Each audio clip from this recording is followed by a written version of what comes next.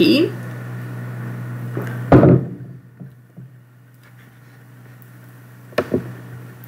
Bom, o povoamento do Brasil, a hipótese que a gente mais trabalha, né, que é mais aceita, que hoje é a hipótese que é mais aceita, mas hoje ela é contestada, que a gente tinha explorado no começo da disciplina, que é a teoria Clovis, a ideia de que os seres humanos eles povoaram o continente americano atravessando o Estreito de Bering, só que hoje a gente sabe que a América do Sul tem assentamentos humanos mais antigos do que a América do Norte.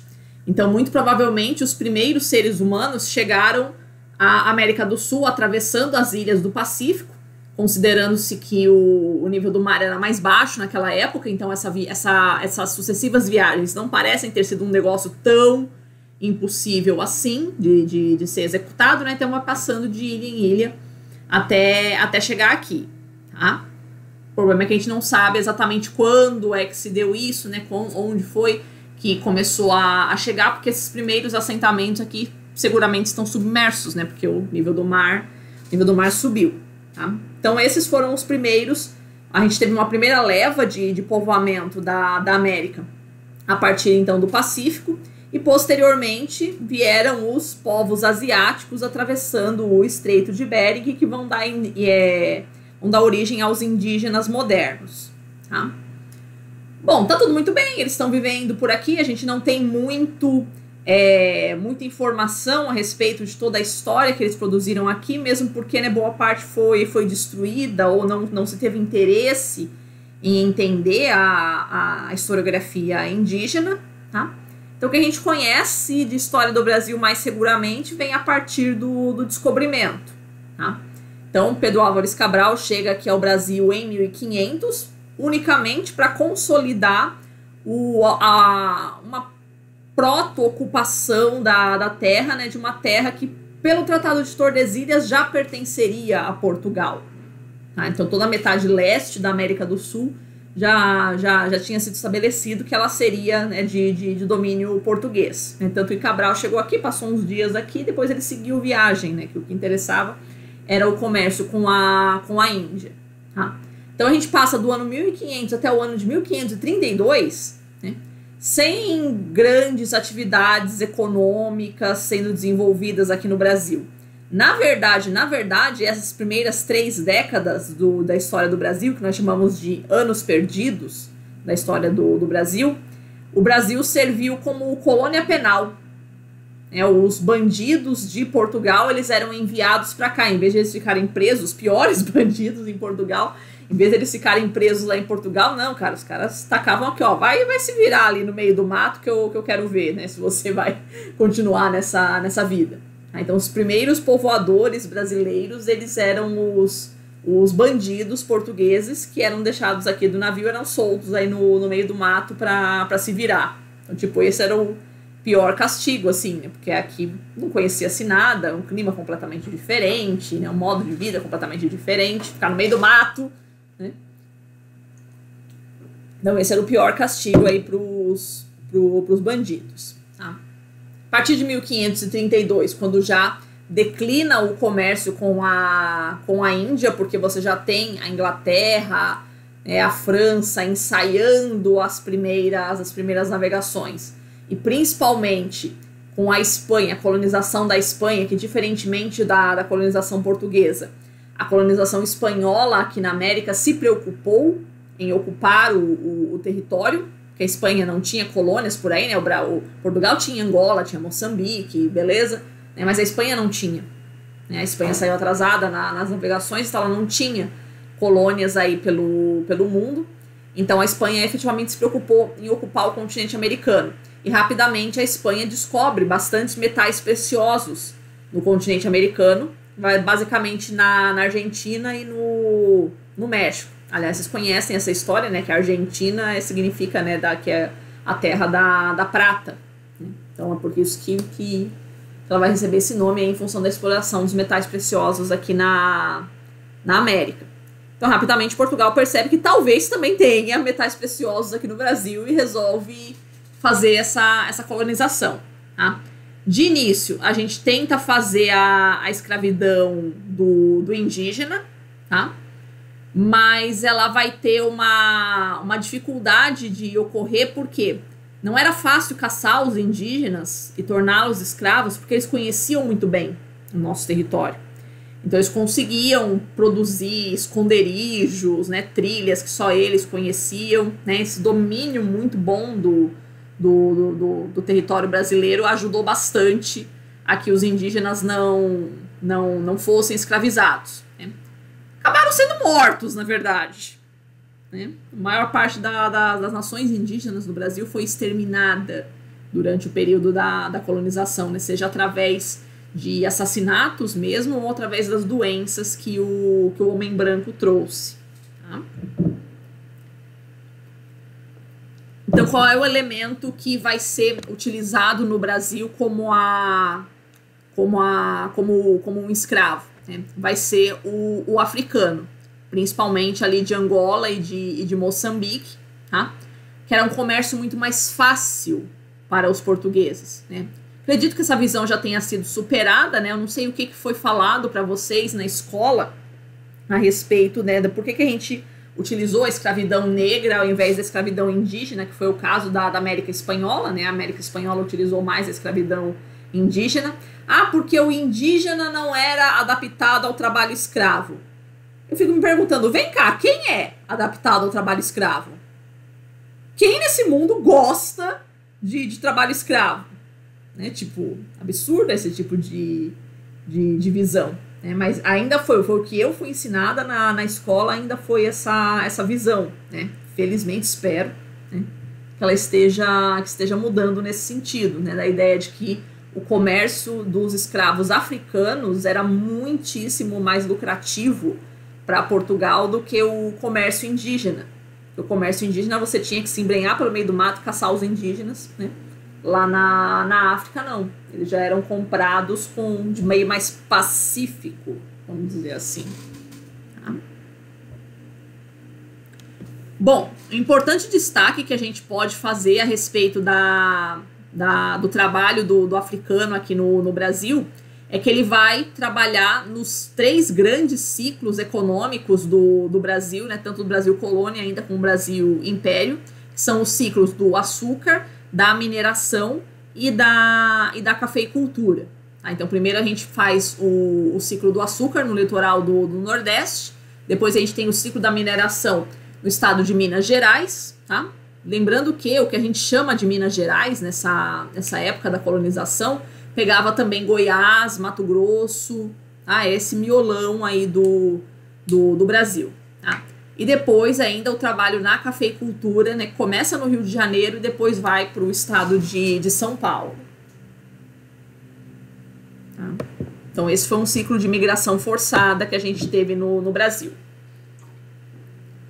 As migrações espontâneas no Brasil, elas vão se dar basicamente durante o Império, né, principalmente no Segundo Reinado.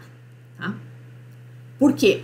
Você tem uma série de modernizações na economia brasileira que a gente vai começar a deixar a mão de obra escrava e começar a fazer a mão de obra assalariada. Tá? A grande pergunta historicamente é por que a gente não assalariou o negro. Nós preferimos assalariar o europeu. Então essa é a ideia que a gente vai discutir agora. Tá? Então alguns marcos, né, algumas datas, alguma cronologia a respeito da história das migrações no Brasil. Em 1808, vocês que foram bons alunos de história na escola se recordam, a família real portuguesa foge para o Brasil em função das invasões napoleônicas a Portugal. Tá? Então é transferida, toda a corte é transferida para cá, e aí para que isso não fosse considerado uma fuga, o que o rei de Portugal faz? Ele eleva o Brasil à categoria de reino. Reino Unido a Portugal. Olha a jogada, olha que interessante. Você fugiu da sua metrópole em direção à sua colônia. Então o que o rei faz? Não, nós não estamos na colônia. Nós só estamos do outro lado do país. Mudou o status do Brasil de colônia para Reino Unido a Portugal, para poder não dizer que ele estava fora da nação e que consequentemente tinha renunciado ao trono. né? Uma jogada política bem interessante. Tá? Bom, o que acontece a partir da chegada da família real é a chamada abertura dos portos às nações amigas. Por nações amigas, leia-se Inglaterra. Tá? Então, isso significa que navios de outras nações, leia-se Inglaterra, vão poder agora aportar no Brasil. Antes só navio português que poderia aportar. Então, isso permite, né, uma primeira concessão, né, para que outras nações, né, que não fossem Portugal conseguissem entrar no Brasil. Beleza. O segundo reinado no Brasil vai ser um período de grandes tentativas de modernização do trabalho aqui no Brasil. A gente sempre tem uma mentalidade de que o Brasil é um país atrasado, que começou muito tarde a sua industrialização. Sim, mas houve muitas tentativas, né? O Brasil não é um lugar tão ruim assim. Houve muitas tentativas da gente industrializar o Brasil. Uma delas foi a criação de um imposto em 1944 chamado de Tarifa Alves Branco. O que dizia a Tarifa Alves Branco? Ela taxava absurdamente mais alto, assim, as mercadorias importadas que fossem entrar no Brasil se houvesse similar no mercado nacional. Ou seja, eu vou comprar uma cadeira da Inglaterra. Pô, não tem cadeira aqui no Brasil? Olha para fora, vê quanta árvore tem no Brasil hoje. Pensa como é que não tinha naquela época. Não dá para fazer uma cadeira no Brasil? Não tem marceneiro aqui no Brasil? Claro que tinha, né?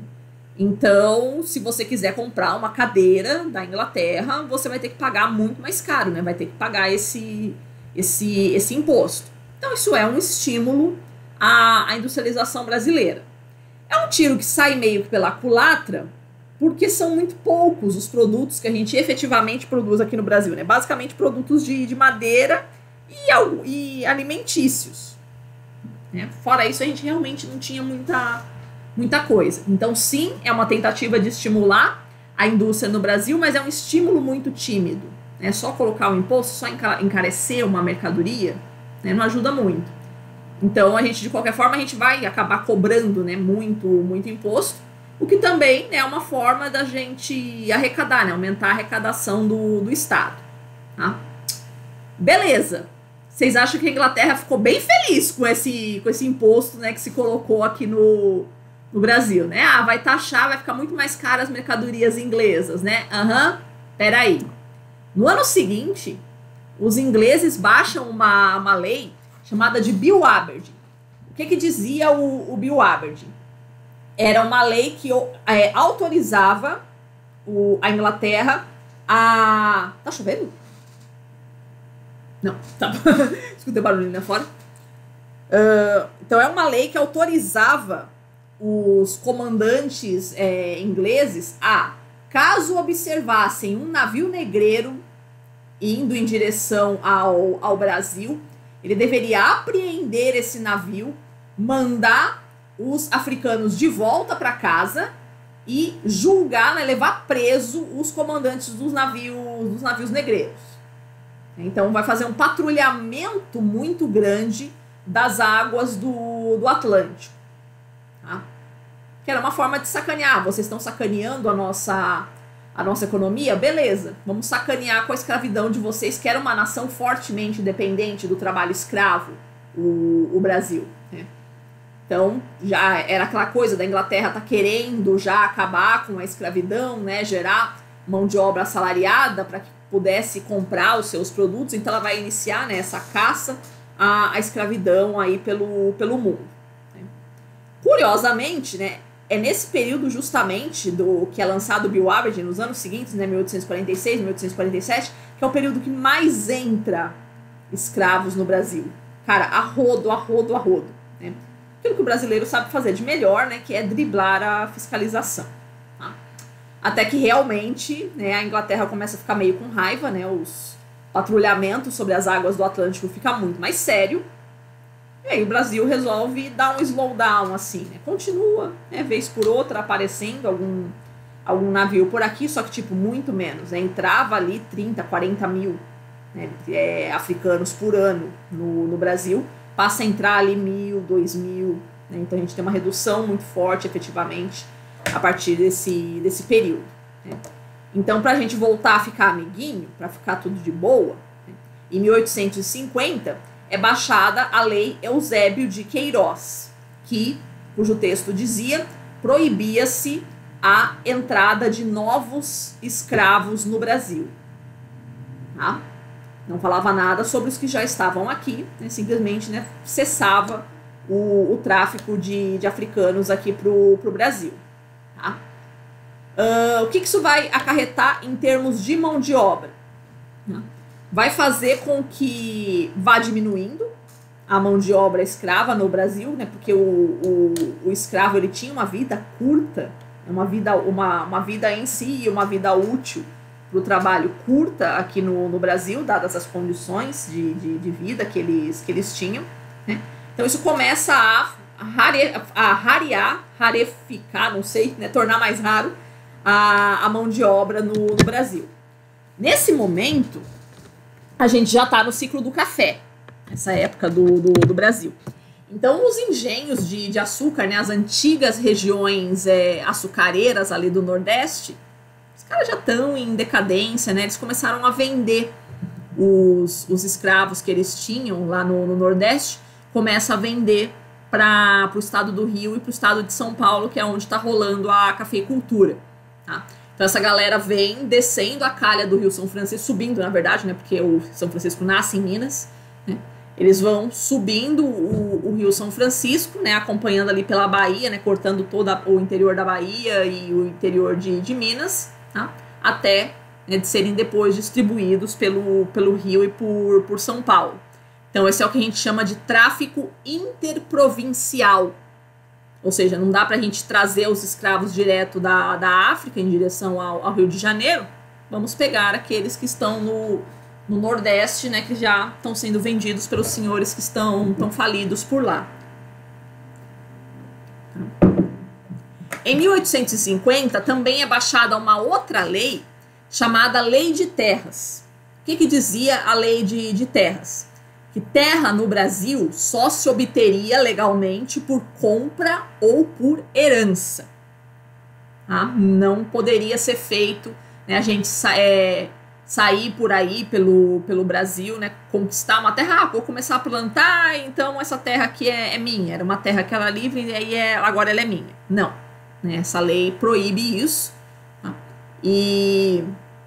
E aí o que vai acontecer, né? Qual é o objetivo dessa lei? Claramente impedir o acesso à terra no Brasil, né? A população não vai mais poder simplesmente, vou sair por aí, né? Fosse um escravo liberto ou fosse qualquer outra pessoa livre, né? Não pode sair se embrenhando pelo Brasil para começar a plantar, a produzir o seu próprio cultivo, né, ter a sua própria fazenda, né, porque isso ia fazer, não só, né, dar acesso à terra, ou seja, permitir riqueza, né, permitir enriquecimento dessas populações, como também ia fazer a gente produzir muito café.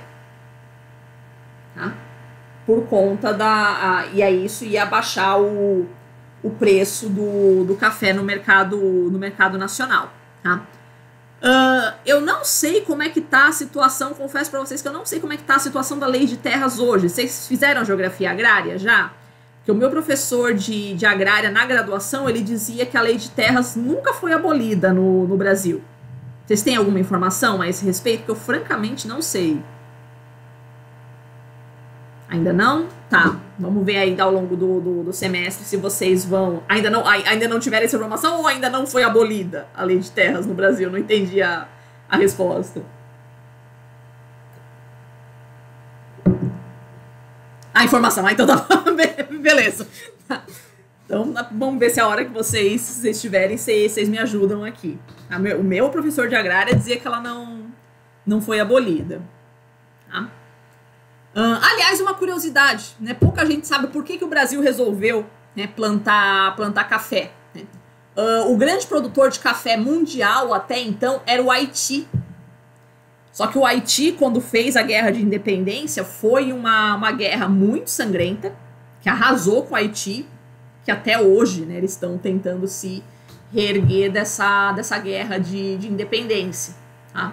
E aí, como estava rolando a Revolução Industrial, né, a gente sabe que o combustível das máquinas era o carvão, mas o combustível das pessoas era o café, né, para fazer elas ficarem, né, com aquelas jornadas insanas de trabalho que vocês já conhecem, né, às custas de muito café. Então, já que não dava, o Haiti já estava falido, então o Brasil entra nesse vácuo aí para pegar a produção de café mundial e se tornar um líder de produção, posição que mantém até hoje. Tá? Bom, então qual é o quadro populacional que a gente está enfrentando no Brasil nesse momento? A gente tem carência de mão de obra, porque não está mais entrando tanto escravo no Brasil. Tá? A necessidade de fazer essa transição para o trabalho assalariado, tanto pelo fato de você precisar gerar mercado consumidor no Brasil, quanto também para você ter capital de investimento. Como assim? Existe uma diferença no momento de aquisição de um escravo ou de aquisição de um trabalhador livre. Tá? O escravo, você tem que pagar todo o valor dele, e é uma coisa cara. Tá? Você paga todo o valor dele, tá? Então você fica com um capital empatado. Né? Não sei se vocês conhecem essa noção assim de economia, do tipo, é uma coisa que eu nunca tinha parado pra pensar, mas é verdade. A gente fazer muito estoque de alguma coisa e falar, eu comprei esse monte de coisa aqui porque tava barato.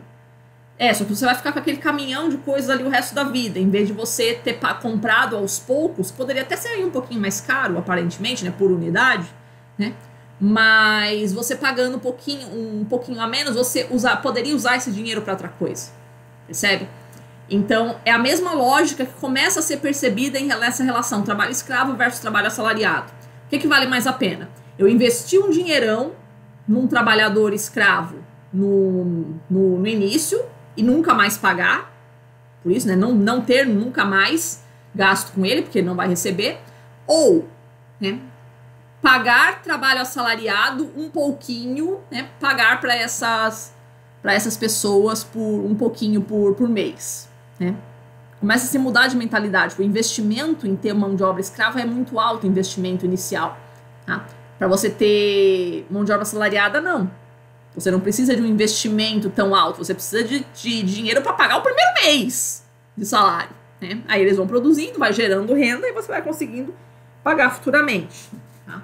Então começa a ter essa mudança de mentalidade para que vale mais a pena financeiramente a gente ter o trabalho assalariado. Professora, mas essa lógica, ela vale para qualquer época da história. Né? Eu só preciso ter dinheiro para pagar os trabalhadores no primeiro mês e depois eu vejo o que eu faço, né, com a produção. Né? A produção vai aumentando e vai dando para pagar o salário futuramente. Por que a gente nunca pensou nisso antes? Aí eu vejo uma outra pergunta, uma outra resposta assim, meio metafísica, mas a ideia é o seguinte. Né? Tem coisas na nossa história, né? Tem fatos na nossa história que são muito óbvios, mas a gente nunca para pensar no assunto. Né? Inexplicavelmente, todo mundo... existia essa mentalidade, né, de que o trabalho braçal, ele não é para ser feito por pessoas livres. Trabalho braçal é para ser feito por pessoas escravas. Porque o trabalho braçal não é uma atividade nobre, portanto, né, não tem que ser feito por pessoas nobres. Tá? Então era essa a mentalidade que predominava. Tá? A partir da reforma protestante é que isso começa a mudar. Tá? A reforma protestante, ela vai valorizar muito o trabalho. Né? Não só o trabalho intelectual, mas também o trabalho braçal. Né? A gente vai considerar que sim, trabalhar é uma atividade nobre, é uma atividade que nos abençoa, portanto, você não tem que associar essa noção de que trabalho é coisa de escravo. Percebe essa diferença? A gente tinha, né, meio que uma mentalidade estabelecida pelo Aristóteles, né, que o trabalho é uma maldição, que o trabalho tem que ser feito somente por mão de obra escrava, e nós, nobres, temos que fazer somente o trabalho intelectual, né? Não, a reforma protestante, ela muda essa mentalidade, ela coloca o trabalho como uma fonte de enobrecimento, como uma fonte de bênçãos para o ser humano, né? Mesmo o trabalho braçal. Então começa-se pouco a pouco a se despertar para essa mentalidade de que, sim, trabalhadores livres também, né, pessoas livres também devem trabalhar. Então, pouco a pouco, a gente vai substituindo essa mentalidade de que o trabalho só poderia ser feito por escravos. Tá? E um terceiro ponto na história do Brasil é a necessidade de povoamento das terras do sul, né, do que se chamaria hoje os 3 estados que compõem a região sul do Brasil. Né, só o litoralzinho deles é que, por Tordesilhas, pertencia a Portugal. O interior não, era a América Espanhola. Tá? Então a gente quer pegar essas terras, né, não só essas terras, né, mas outras terras do interiorzão do Brasil. Boa parte do interiorzão do Brasil tinha sido conquistado para a América Portuguesa pelos bandeirantes. Tá? Ainda faltava a região sul, que a gente tinha ali bastante conflito com o que hoje seria o Uruguai e a Argentina. Então precisaríamos povoar essas terras para poder requisitar isso, né, para poder guerrear, né, requisitar essas terras como território brasileiro. Então, qual vai ser a solução que a gente vai dar para esses 3 fatores, para esses 3 problemas que o Brasil está enfrentando nesse momento? Trazer o imigrante europeu aqui para o Brasil. Tá? E aí eu te pergunto, né, será que não tinha população suficiente no Brasil para, primeiro, se transformar em mão de obra assalariada, porque pessoas tinham para trabalhar, os escravos, né? Ainda tinha bastante. Por que a gente não assalariou os escravos?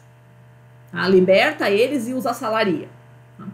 Ou outra questão também, né? Por que já que tem que povoar as terras do sul, por que nós não mandamos, né, populações escravas para lá, né, como pessoas libertas? Vamos libertar eles e vamos estimular a migração para o sul. Não, a gente preferiu trazer, né, ter todo esse trabalho de trazer o imigrante europeu para cá.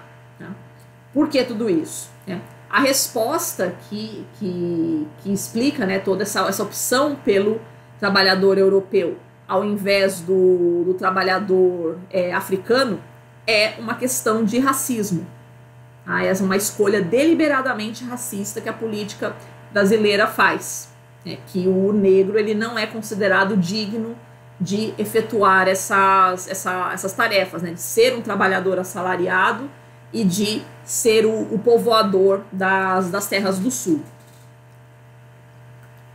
Então a gente vai ter toda uma política de estímulo à migração europeia. Tá? Um outro fator bem importante também que vai fazer com que a gente tenha essa preferência pelos europeus, né? O excedente populacional e o grande desemprego que tinha na Europa. A gente já está na segunda revolução industrial aqui.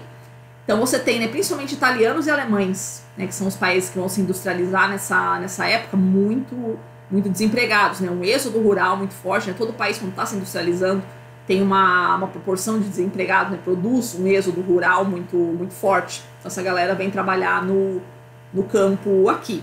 Tá? E uma outra questão que também envolve a nossa escolha pelos europeus, então, como a gente acabou de falar, é essa política deliberadamente racista que a gente produz de povoamento do Brasil. Né? Essa foi a época que vai ser o auge do movimento eugenista. O que foi o movimento eugenista? Foi a busca de um melhoramento da raça humana através da eliminação das raças inferiores e do estímulo ao crescimento das raças superiores. Tá? Então isso consistia principalmente em dar menos condições de vida para as raças inferiores e estimular o crescimento das raças superiores. E também, principalmente, evitar os casamentos interraciais. Tá?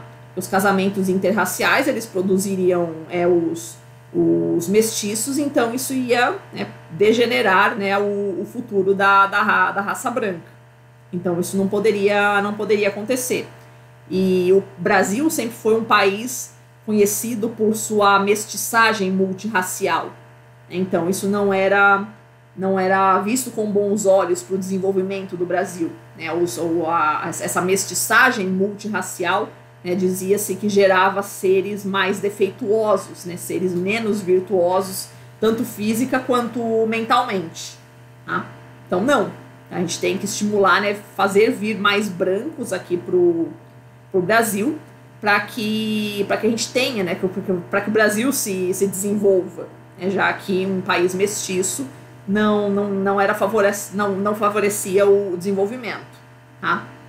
Nesse quesito, eu destaco 2 grandes autores eugenistas no Brasil, né? Não são brasileiros, mas eles vão trabalhar bastante em relação ao estudo das raças no Brasil, né? Porque seria o melhor país do mundo, realmente, para você fazer esse estudo. O primeiro deles era um amigo pessoal do Dom Pedro II, que era o Arthur de Gobineau. Ele escreve em 1855 um livro chamado Ensaio sobre a Desigualdade das Raças Humanas. Tá? Eu acho que esse livro ainda é editado, acho que ainda dá para encontrar ele. Talvez não em língua portuguesa, mas em inglês com certeza ainda existe. Né? Uma frase famosa do Gobineau que vai ilustrar esse pensamento da época é: não creio que viemos dos macacos, mas creio que estamos indo nessa direção.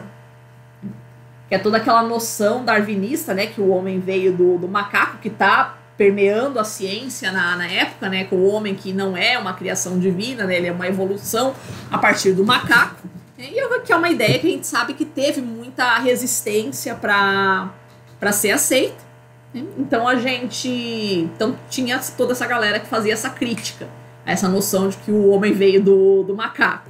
Então o Arthur de Gobineau dizia isso, falou, ó, não acho que a gente veio do macaco, mas com certeza nós estamos nos tornando, em virtude da mestiçagem multirracial que transformaria, né, os bons seres humanos em animais à medida em que você fosse promovendo os casamentos interraciais. Então, Arthur de Gobineau, ele aconselha muito o Dom Pedro II a estimular a imigração europeia no Brasil para poder salvar a população brasileira, né, introduzindo esses bons genes aqui no território brasileiro. Tá? Outro teórico eugenista importante na nossa história é o Luiz Agassiz, um geógrafo. Tá? A gente acha que geografia é só gente boa, né? Não. Que ele escreve um livro chamado Viagem ao Brasil. Na verdade são 2 volumes, né, se eu não me engano, né, em 1865 e 1868. Era um grande conhecedor da geografia brasileira, né? Muito da mentalidade, né, do que a gente pensa a respeito da formação econômica do Brasil ainda é resquício das teses do Agassiz. Tá? Então ele escreve o seguinte, né, sobre a população brasileira. Aqueles que duvidam dos efeitos perniciosos da mistura de raças deveriam vir ao Brasil. Tipo, você está duvidando, né, que a mestiçagem multirracial produz seres fracos, seres preguiçosos, seres de mau caráter? Ok, então vem para o Brasil, que é justamente isso que você vai encontrar. Essa mestiçagem multirracial que a gente produziu, né, teria gerado seres preguiçosos, né, e de um físico ruim, né, fracos, e de mau caráter também. Tá? Então existia, né, bastante dessa mentalidade eugenista, né, que com certeza foi o principal determinante para que a gente fizesse essa opção de trazer os europeus para cá. Tá? Não pensem que essas críticas passaram, que essa mentalidade eugenista passou imune. Tá? Toda a crença dominante, ela tem os seus críticos. Tá? Um grande crítico da política eugenista no Brasil foi o Machado de Assis. Tá? Você tem que ter um pouquinho de sagacidade para perceber isso, né? Mas existe algumas críticas do Machado de Assis a política eugenista brasileira. Quando eu estava prestando vestibular, né, um dos livros que a gente teve que ler foi o Memórias Póstumas de Brás Cubas, né? E ali tem uma personagem que ela é manca, né, que o nome dela é Eugênia. Então é um trocadilho que é feito com a palavra eugenia, né, da noção de que a eugenia produz pessoas fortes, pessoas não defeituosas. Machado de Assis diria, né, muito pelo contrário, né, a eugenia é que produz, né, pessoas mais fracas, né, a mestiçagem multirracial favoreceria, na verdade, o crescimento da humanidade. Mas tem um outro texto que é bem interessante, que é muito mais interessante do que Memórias Póstumas, para a gente entender qual é o pensamento do Machado de Assis a respeito da política eugenista brasileira. Eu coloquei aqui para vocês o link, para vocês conseguirem encontrar esse livro. É uma coletânea de textos que o Machado de Assis escrevia para um jornal, não lembro agora o nome do jornal, mas ele publicou durante alguns anos uma coluna nesse jornal. Então ele produzia crônicas, comentava notícias e tal, ele era tipo um comentarista, né, do jornal. Beleza. Tem uma crônica ali que ele tá falando sobre o processo migratório, tá? Como assim? Ele conta a história de um fazendeiro que estava buscando mão de obra para sua fazenda, e aí vem um outro cara ali, que ele tá, o interlocutor, né, dele na carta, e fala, olha, eu podia te recomendar um povo que é muito legal, né, um povo que é muito trabalhador, e que, cara, eu só tenho recebido elogios, né? Eu conheço pessoas que tá trabalhando com esse povo que só estão recebendo elogios, tá? Quem são esse povo? A gente tem muito ranço com o povo chinês, né? Na época era chamado de Xin, né? A gíria grosseira que se utilizava para se falar sobre o chinês era o Xin, né? Então eu falo, tem muita gente com muito preconceito em relação ao Xin, né? Não gosta de chinês. Aliás, esse é um dos motivos, né? O principal motivo de porque agora sim tá chovendo. Eu sabia? Eu fui ver aquele barulhinho aquela hora, era alguma coisinha já. Tá, onde é que eu tava? Então. A gente pensa que a política eugenista ela atingia só os negros. Não. Ela atingia qualquer pessoa que não fosse branca, né? Ou seja, os asiáticos, né? Por isso também que a gente diminui, retarda tanto a imigração asiática pro Brasil. Pois bem, então naquela carta ali tá os dois fazendeiros dialogando sobre se a gente deveria sim ou não trazer os chineses pro Brasil, né? Bom, já que a gente não gosta, né, a gente tem medo dessa mistura de raças, né, de trazer chineses aqui pro Brasil, então eu posso te recomendar um outro Xin que eu tô vendo que tá fazendo bastante sucesso, que é o chimpanzé. E aí ele vai elencando as vantagens que o chimpanzé tem em relação ao Xin tradicional, tá? Então ele fala, o chimpanzé não precisa de roupa, o chimpanzé ele pode ser adestrado muito mais facilmente do que o Xin comum, né? O chimpanzé ele se alimenta de coco e de frutas que ele cata ali pelo meio do mato, então você não vai precisar ficar se preocupando em alimentar ele, né? Eles são mais limpos. Ele faz uma carta bem preconceituosa mesmo, né? O chimpanzé é mais limpo do que o Xin comum, né? Então ele vai elencando ali, ele é mais trabalhador, ele é mais forte, ele vai elencando ali uma série de vantagens que o chimpanzé vai ter em relação ao Xin comum, né? E aí ele termina a carta dizendo assim, falou, cara, se mesmo assim você não se convencer das vantagens do chimpanzé em relação ao Xin comum, né, basta você se lembrar que o chimpanzé não corre o risco de se misturar com as raças do Brasil, né, porque não há cruzamento possível entre humanos e chimpanzés, né? Então essa seria a principal vantagem. A principal vantagem do chimpanzé em relação ao Xin comum é que ele não provocaria o abastardamento da raça. Ele não colocaria em risco a beleza da raça branca no Brasil. Cara, é muito genial esse texto, cara. Muito, muito, muito genial. Depois vocês dão uma olhada por aí. Ou se você não encontrar aqui nesse link, fica mais fácil vocês digitar no Google. Machado de Assis, chimpanzé, né? Ou balas de estalo, que é o nome dessas crônicas, né, que ele colocou, né? Então, Machado de Assis, balas de estalo, chimpanzé, vai bater nesse texto. É muito legal, gente. Não percam, leiam realmente isso depois. Tá? Então, a eugenia vai ser prejudicial aqui no Brasil, não só para os negros, mas também vai dificultar a chegada dos asiáticos, né? Os asiáticos começam a vir para o Brasil só no século XX. Tá?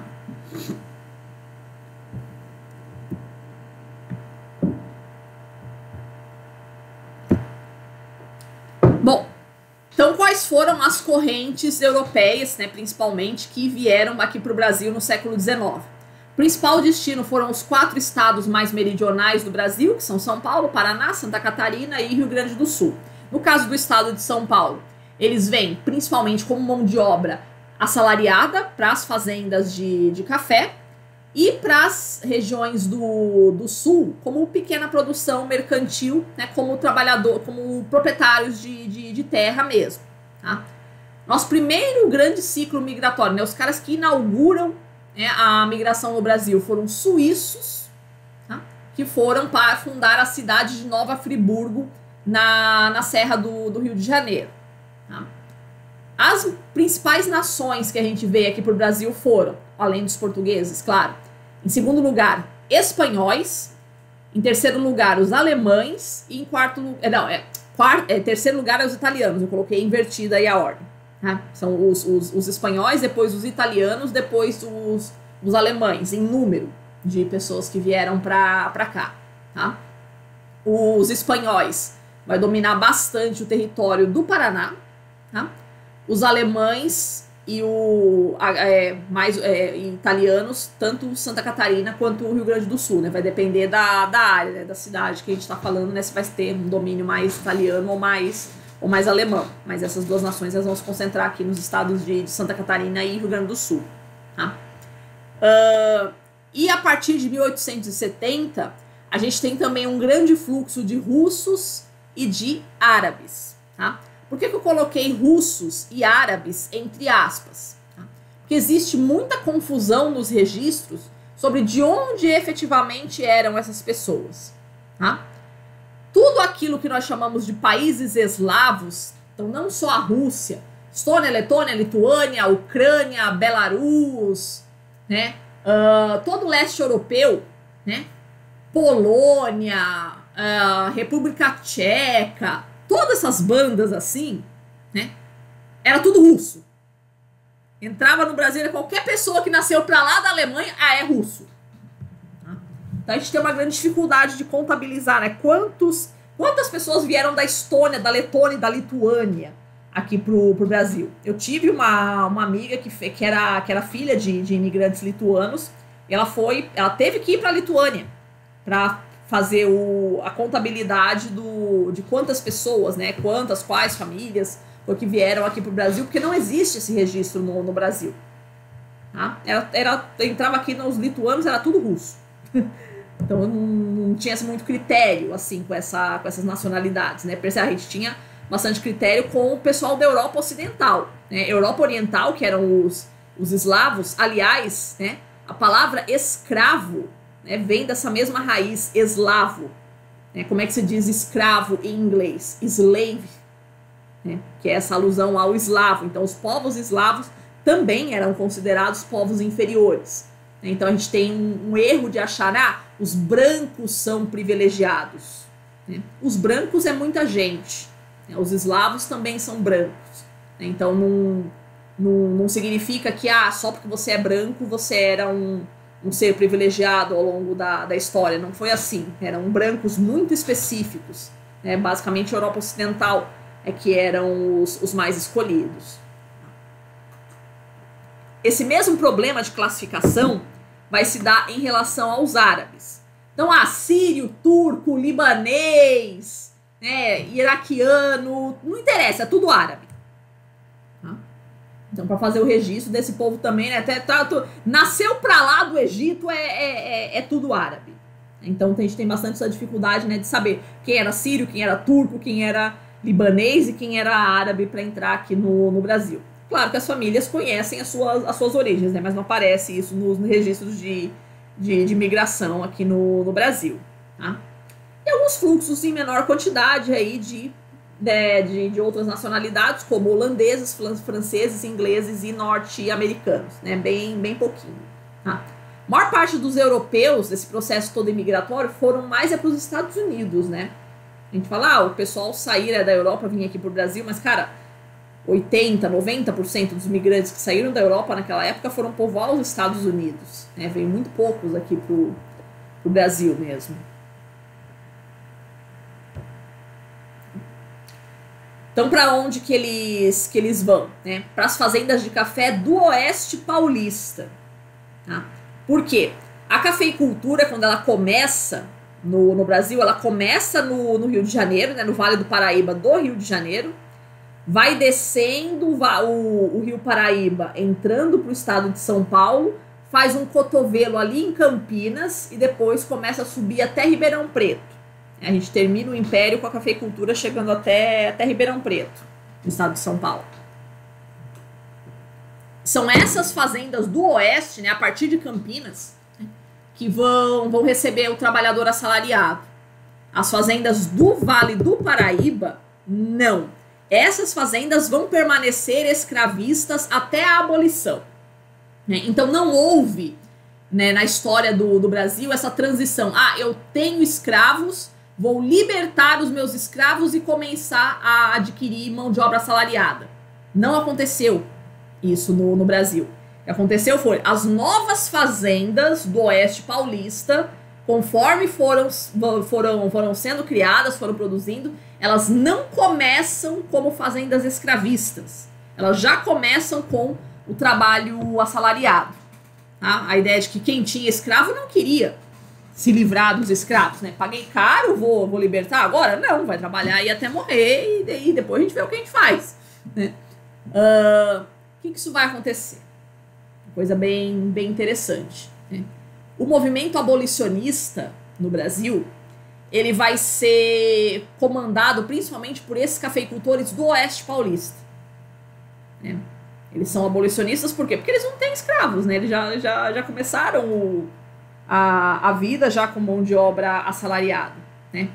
Esses fazendeiros do Vale do Paraíba, eles vão permanecer escravistas até a abolição. Tá? Até o momento em que, né, vai ser assinada a Lei Áurea em 1888. Tá? O que isso vai acarretar? Quando vem a abolição, o que aconteceu, né, com os fazendeiros do Oeste Paulista? Em que a abolição impactou os fazendeiros do Oeste Paulista? Nada, porque eles não tinham escravos, né? Tipo, beleza, né? Não vamos, né? Não tô ganhando nem tô perdendo nada com isso, né? Já tenho os meus trabalhadores aqui já há bastante tempo, né?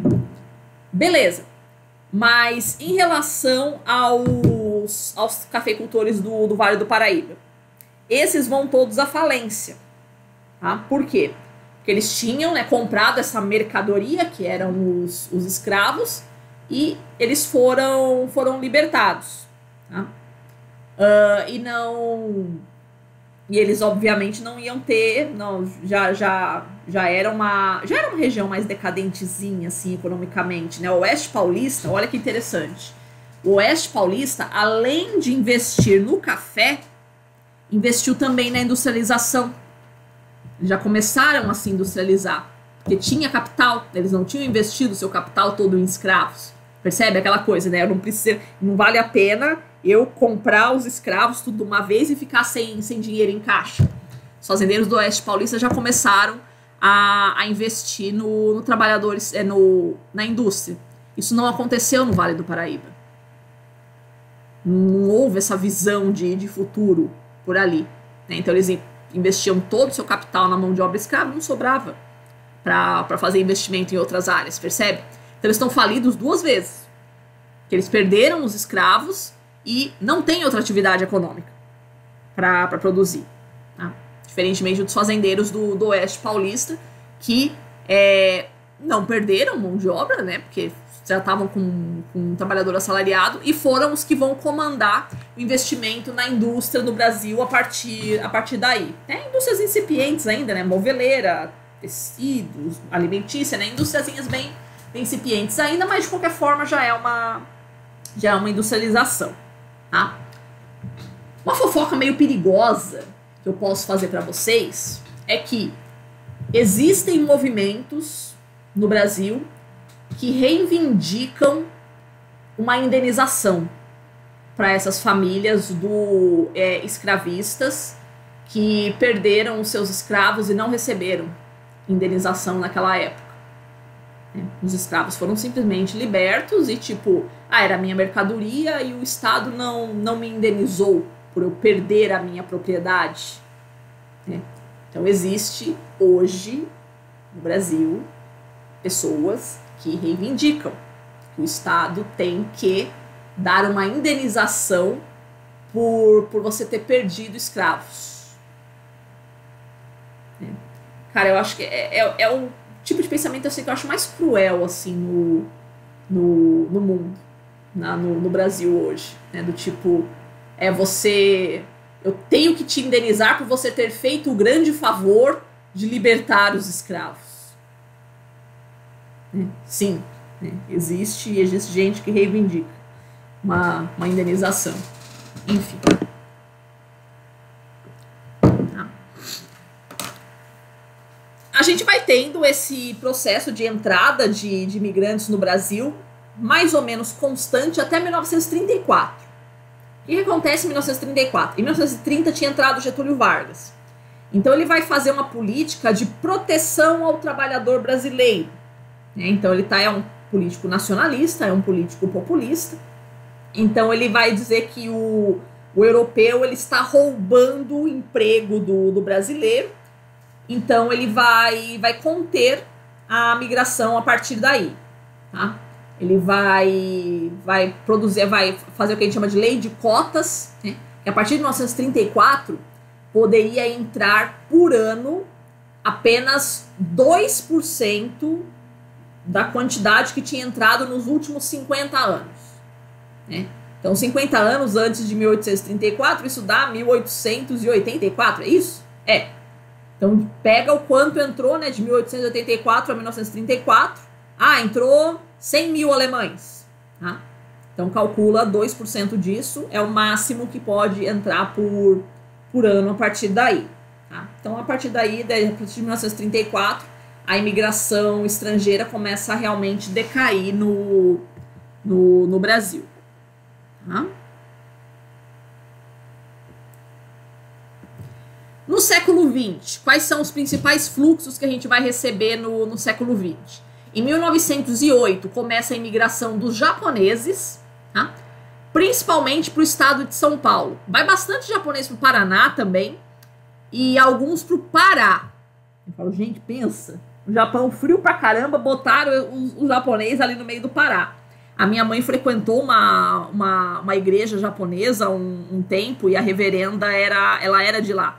Ela era de Belém. Ela tinha vindo dessa colônia ainda, não essa direta, mas era filha desses primeiros colonos que foram lá pro Pará. Eu acho isso bem interessante. Eu gosto sempre de comentar isso, cara, que é uma das coisas que eu mais sinto falta em relação a São Paulo, né, esse meu saudosismo que eu tenho em relação ao estado onde eu cresci, né, que aqui não tem japoneses. Porque o estado de São Paulo ele é tomado de japonês, cara.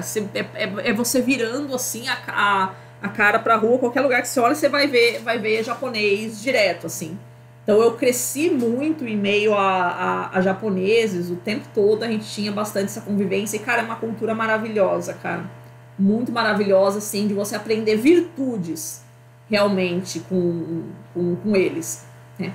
Os meus alunos aqui, que também, eu tenho alguns alunos que têm também essa paixão pela cultura japonesa e eles também partilham desse mesmo sentimento que eu, assim, né? Do quanto de virtudes que você consegue aprender convivendo com japoneses. Poderia ficar aqui falando a aula inteira, assim, mas, cara, é muito bom. É muito bom a gente ter esse tipo de convivência. É uma das coisas que eu sinto mais falta aqui em Santa Catarina, que aqui não tem japonês. Lá em São Paulo é muito.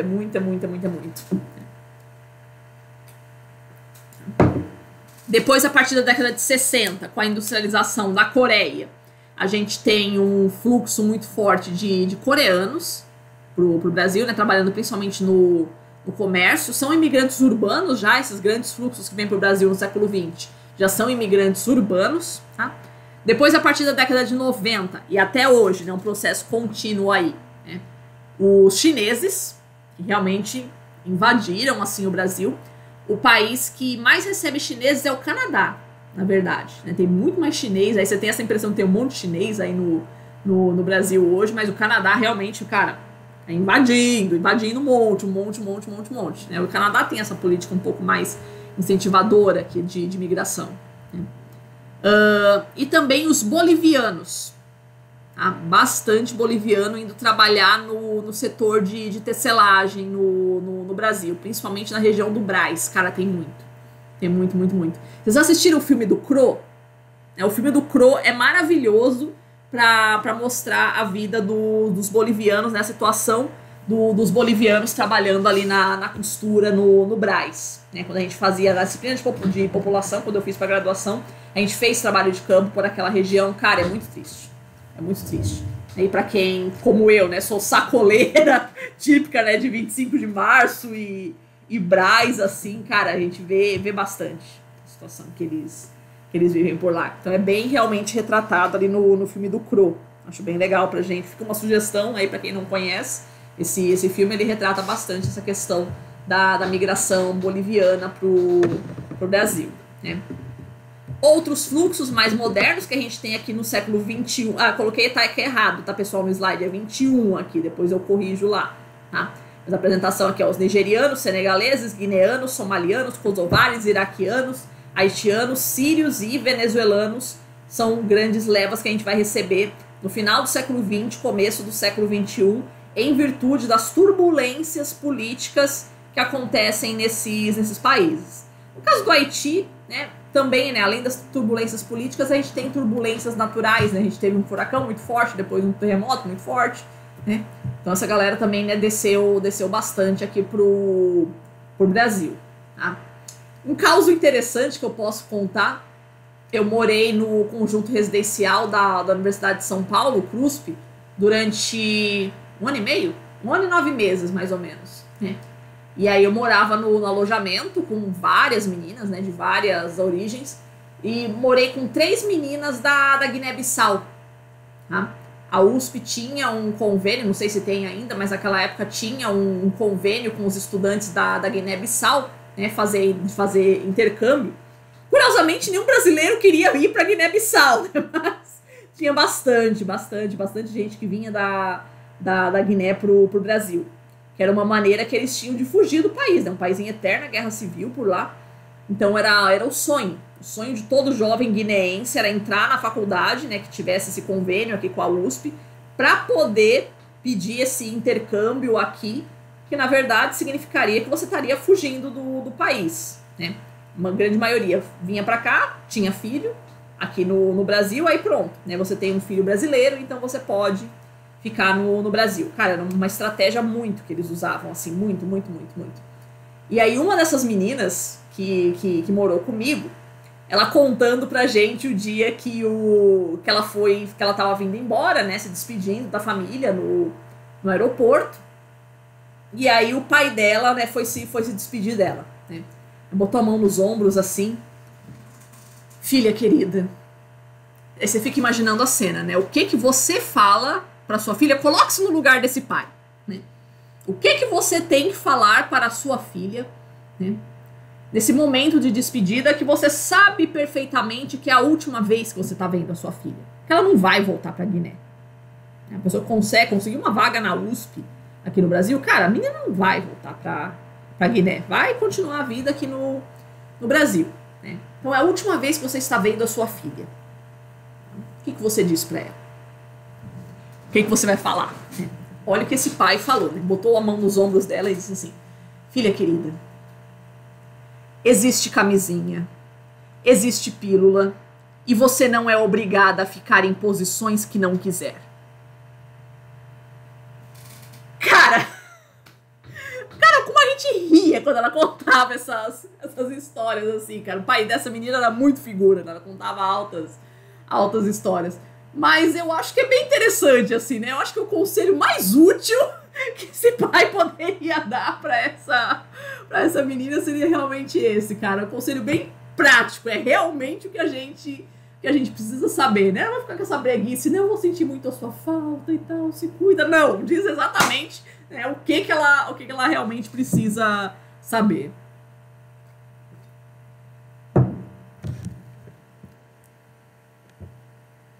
Certo até aqui, crianças? Então, com isso, a gente encerra essa partezinha aqui referente à migração, né, externas, tá?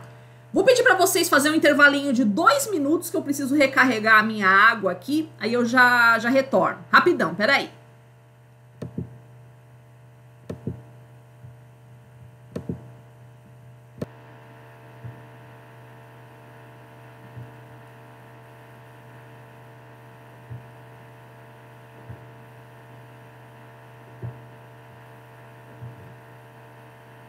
Voltei, crianças.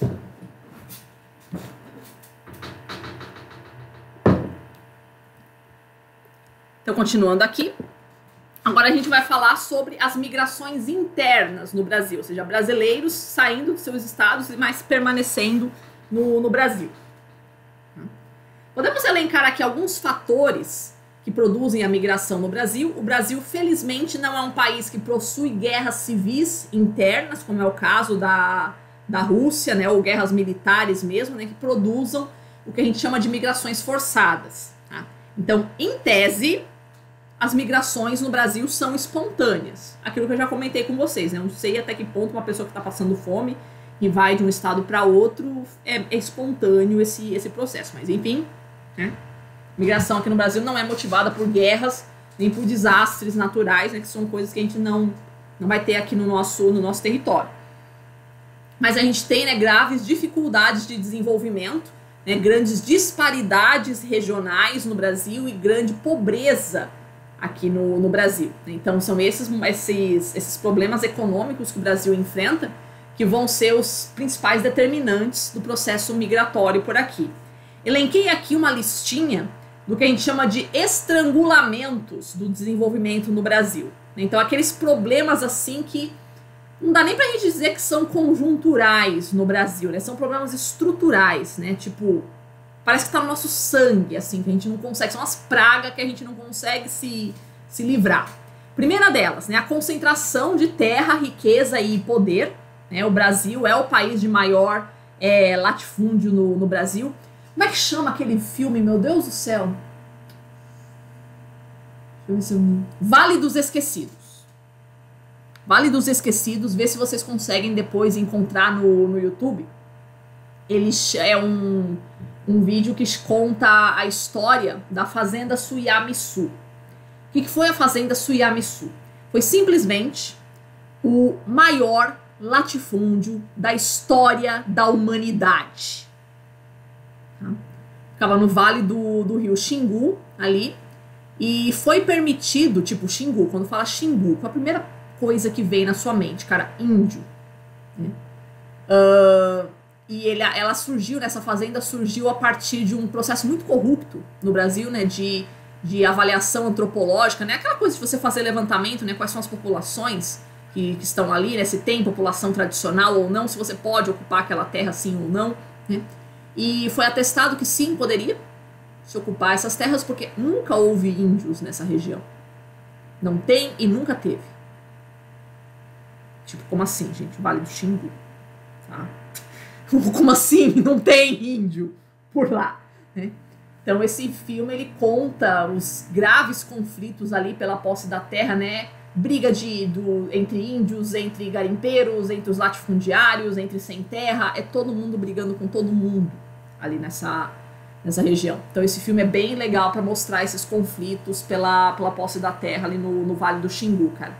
Então, tipo, não existe, né? Nenhum país no Brasil tem um nível, nem na história de toda a humanidade, a gente nunca teve um nível de concentração de terras que a gente tem no Brasil. Então a gente diz que o tripé que fundou a economia brasileira no Brasil colônia, né, o latifúndio, monocultura, trabalho escravo, né, que essas três bases da nossa economia, isso ainda existe. Né? Ainda somos um país fortemente latifundiário e hoje muito mais do que naquela época. Monocultura, ainda somos um país de vastas extensões monocultoras, e trabalho escravo, né? Muito embora a gente ache que a gente tem trabalho assalariado, não, né? Não existe muita diferença entre o trabalhador assalariado no Brasil e um escravo, né? Que a gente, o que a gente ganha, né? O poder de compra de um salário mínimo, esse tipo de coisa assim, né? Não faz diferenciar muito, né? O trabalhador livre do Brasil de um trabalhador escravo. Não estou nem falando da escravidão que ainda existe, a escravidão de fato mesmo, né? Mas mesmo aqueles que se consideram trabalhadores livres não são, né? Somos todos, né, em situação de escravidão ou de semi-escravidão em algum grau. As relações de trabalho precárias, né, aproximadamente 40%, acho que é pelo menos 40%, a última estatística que eu vi, dos trabalhadores brasileiros não tem carteira assinada. Mais de 40%, ou seja, toda a produção, né, tudo que se produz nesse país, né, não existe nenhum tipo de relação de trabalho formalizada. Então é toda uma galera sem qualquer tipo de segurança de emprego, sem nada dos seus direitos garantidos, né? Então isso dificulta bastante o nosso desenvolvimento, né? Não existe um grande incentivo do trabalho no Brasil. Né? As dívidas, tanto externa quanto interna no Brasil, que ainda é um país bastante devedor, né? Não só para bancos estrangeiros, mas também para bancos nacionais. Tá? As estiagens periódicas no sertão do Nordeste, né? Que é uma região que a gente insiste em não querer desenvolver, porque afinal de contas é a grande região produtora de mão de obra barata para o restante do Brasil. Então, o dia que o interior do Nordeste se desenvolver, não vai ter mais mão de obra barata sendo fornecida para o restante do Brasil. Isso é a grande verdade. Então, a gente não quer esse desenvolvimento para que não haja para que a gente continue, né, sempre tendo essa mão de obra barata. A mecanização do campo e a robotização da cidade, que vão retirar empregos tanto do campo quanto da cidade, produzindo aí desempregados. Um fator que é bom, né, mas que a gente não pode negar que ele favorece as migrações, é a melhoria da infraestrutura de transportes. Tá? A minha avó, quando ela veio de Alagoas para o interior de São Paulo, ela veio em 1940. Foi 15 dias de barco até Santos, né, com alguns moleques no braço e uma na barriga. 15 dias, né, ali de Maceió. Primeiro que ela teve que descer até Maceió, né? Descer até Maceió. Depois mais 15 dias de barco até Santos. E depois de Santos pegar vários trens até chegar em Presidente Prudente, que foi quando ela conseguiu comprar as terras. Ela não, né? Meu avô, no caso. Aí a minha avó contava, né, que metade do dinheiro que o meu avô tinha, ele gastou com mulher em Alagoas. Né? A outra metade ele gastou em São Paulo com bebida. Maravilhoso. Enfim.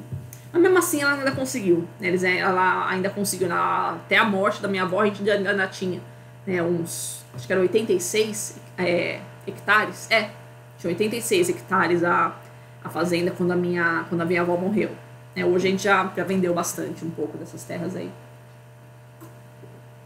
E por fim, o que a gente considera o mais pernicioso de estrangulamento do desenvolvimento do Brasil. Então tô contando toda a história da minha avó para dizer o quê? Né? Que hoje é muito mais fácil, né, da gente fazer toda essa viagem. Então, o mais pernicioso é a questão da corrupção política e econômica.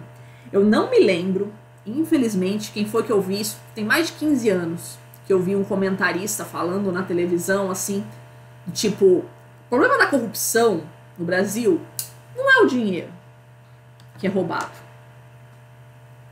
Dinheiro se arranja. Dinheiro você trabalha tudo de novo, né? No momento que você perde dinheiro, você perde a arrecadação, cara, você trabalha tudo de novo, você consegue tudo de novo. Não é esse o principal problema da corrupção no Brasil. O grande mal da corrupção no Brasil é a baixa autoestima que ela produz no brasileiro. Você olha, né, os casos desses corruptos no Brasil, né, o cara que rouba... As pessoas não roubam milhares, elas roubam milhões, bilhões de reais. Cara, é um negócio muito, muito inconcebível, assim, pra nossa mente. A gente não faz ideia, né, do quanto é esse tanto de dinheiro. Né? A gente fica admirado, né, quando a gente pega uma nota de 100 reais, né? A gente fala, nossa, que coisa linda, né? Uma nota de 100 reais, assim, a gente se sente rico, né, quando a gente pega uma nota de 100 reais. A gente não faz ideia, né, do que é essas corrupções de vários milhões, de vários bilhões, né, no Brasil. Né? Então a gente olha isso, essas situações que a gente vive, e a gente se pergunta, pra que eu vou ser honesto? Pra que eu vou trabalhar? Pra que eu vou estudar? Né? Se nada disso vai ter fruto na minha vida. Então isso desestimula, né? Faz com que a gente tenha maus alunos na escola, né? Faz com que a gente tenha maus profissionais nas empresas, né? A gente não se sente estimulado a ser honesto, a gente não se sente a ser uma pessoa honesta, né, no trabalho e no estudo, a gente não se sente estimulado a trabalhar e a estudar, porque a gente não vê futuro no trabalho e no estudo. Né? Então toda essa coisa, porque a gente fura fila, né, porque a gente, quando recebe troco errado, a gente não devolve, né? Essas pequenas corrupções que a gente faz no nosso dia a dia, elas são o quê? Elas são o resultado do espelho que a gente tem, né? Dos exemplos que a gente tem. Né? Cara, se os nossos comandantes não têm essa preocupação de se mostrarem como exemplos, né? Quem que eu vou ser um exemplo? Né? Vou estacionar na vaga de idoso mesmo, né? Quero saber. O que eu vou ganhar? Né? Se eu for honesto. A gente não ganha nada, né? sendo honesto. Né? Então, esse é o problema da corrupção. Né? Esse desestímulo à produção boa e sincera no Brasil. Cara, não é dinheiro. Dinheiro é secundário. O problema é a carência de produção que a corrupção gera no Brasil pela falta de autoestima do trabalhador e do estudante brasileiro.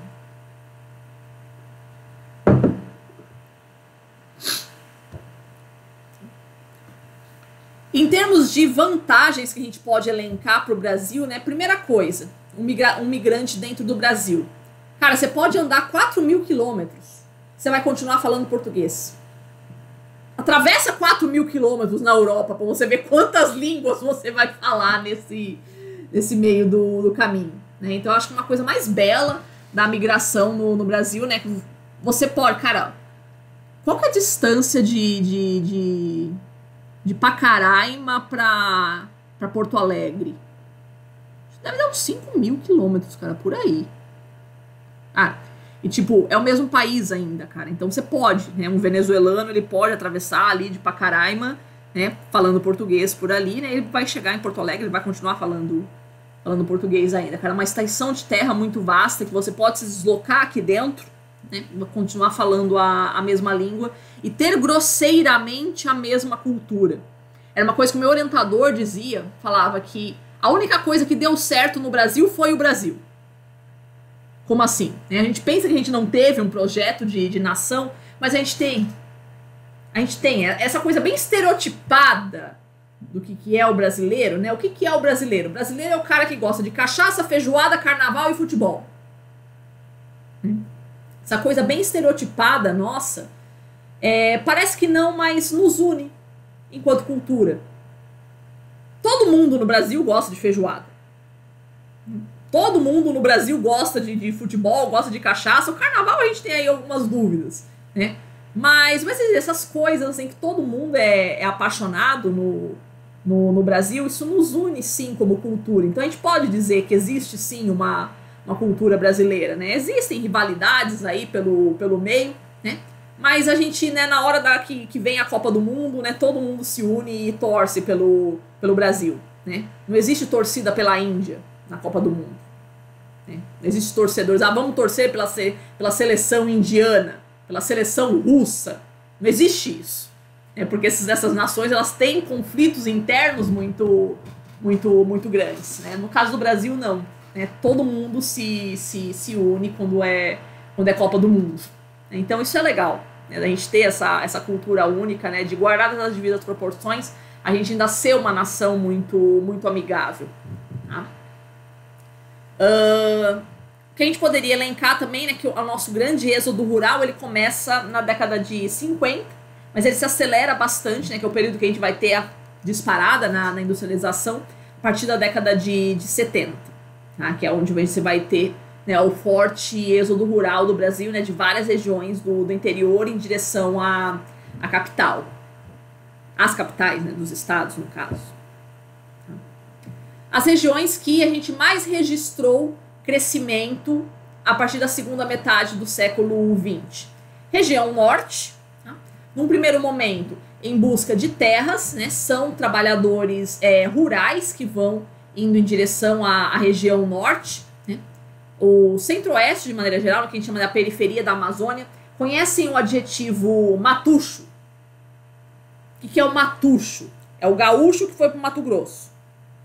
Tá? Então tem bastante. Tem bastante gente que fez esse trajeto ali em busca de terras ali no norte do Mato Grosso, Amazonas, ali vai para essa região ali no que a gente chama de arco do desmatamento, né? Essa periferia da Amazônia. Tá? Mas hoje em dia, a região norte está recebendo muito mais trabalhadores urbanos. Tá? É tanto os migrantes externos, né, o pessoal da Venezuela vindo para cá, quanto os migrantes brasileiros mesmo, brasileiros natos, tá? Indo em direção às grandes cidades, né, Porto Velho, Manaus, Belém, né, são cidades que estão realmente crescendo muito, tá? É mais trabalhador urbano que essa cidade, que a região norte está recebendo hoje, tá? As cidades médias do interior, tá? Essa coisa do desafogamento das metrópoles vai fazendo com que os interiores também sejam bastante povoados. Então aí a gente pode destacar o interior do estado de São Paulo, que está pipocando de crescimento, as cidades médias por lá. As cidades do Triângulo Mineiro, né? Uberlândia, Uberaba e Araguari. Tá? Londrina, no Paraná, Caxias do Sul, já está enorme assim no Rio Grande do Sul. Cara, eu lembro, primeira vez que eu fui para Caxias, foi um trabalho de campo nosso, da disciplina de região sul, que eu tinha na graduação. Foi em 2003. Né? E aí a gente estava assistindo uma palestra de uma professora lá da faculdade, falando sobre o crescimento urbano, assim, muito acelerado, que Caxias estava tendo. Né? Cara, o nosso ônibus tinha 38 paulistas e 3 cariocas. E a mulher falando ali, né, do monte, né, do crescimento acelerado de Caxias e tal, né? Chegou uma altura do campeonato, ela falou, Caxias já tem até favela. E a gente ficou admirado, né? Falar, não, cara, precisamos conhecer a favela de Caxias do Sul.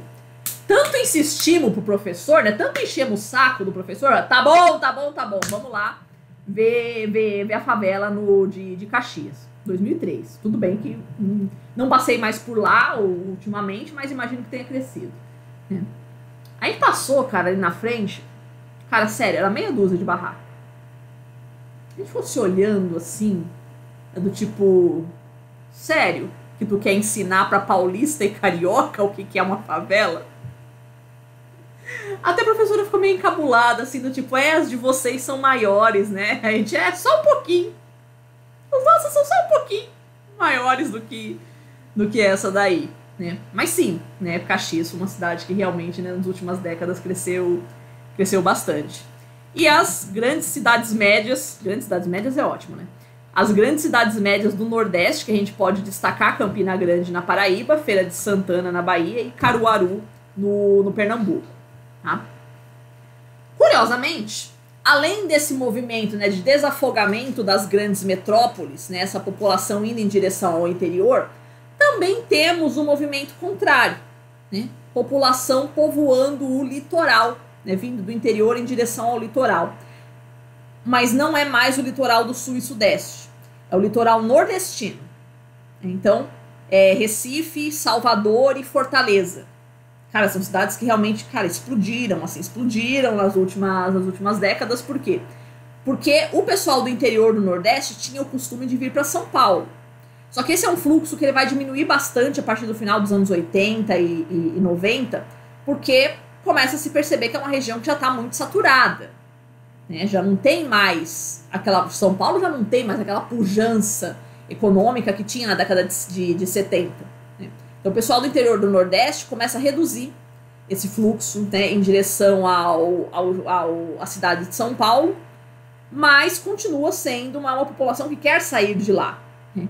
Então eles vão migrando em direção às capitais do Nordeste, que é mais perto, é uma cultura mais próxima deles, né? Ainda está mais perto da família, fica mais fácil de ir visitar e tal. Né? Então facilita bastante o processo de vida dos pessoal do interior do Nordeste, né? Não vir para essa longura que é São Paulo, né? Ficar por ali mesmo.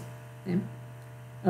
A ideia de que se as coisas derem errado, né, elas já fica mais fácil de voltar também. Isso é um pensamento que existe bastante para eles. Tá? E Centro-Oeste, o entorno do Distrito Federal, expansão daquilo que nós chamamos de fronteira intensiva, né, desse Brasil industrializado avançando em direção ao Brasil da floresta. Né?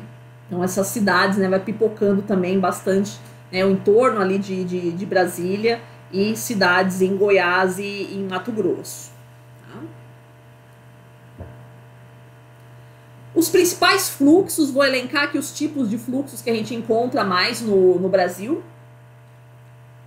O êxodo rural, que é a saída do campo em direção às cidades, que é um fluxo que ele vem diminuindo nas últimas décadas, não por vontade, né, da galera de continuar no campo, mas basicamente porque nós temos muito pouca, né? Não lembro quanto que deu, acho que no último censo tinha dado 89% de população brasileira urbana. Acho isso muito exagerado, né? Desconfio bastante dessa estatística, mas enfim, né? Essa ideia de que a grande maioria da população brasileira ainda já vive em cidades, tá? Então já não tem mais muita gente para sair do campo no Brasil, mas ainda tem, né? Ainda existe esse fluxo, né? Ainda é o fluxo mais significativo do Brasil, na migração do Nordeste em direção ao Sudeste, mas a cada ano que passa vem sendo menos. Né? Os nordestinos estão preferindo ir para as capitais deles do que em direção a São Paulo. Tá?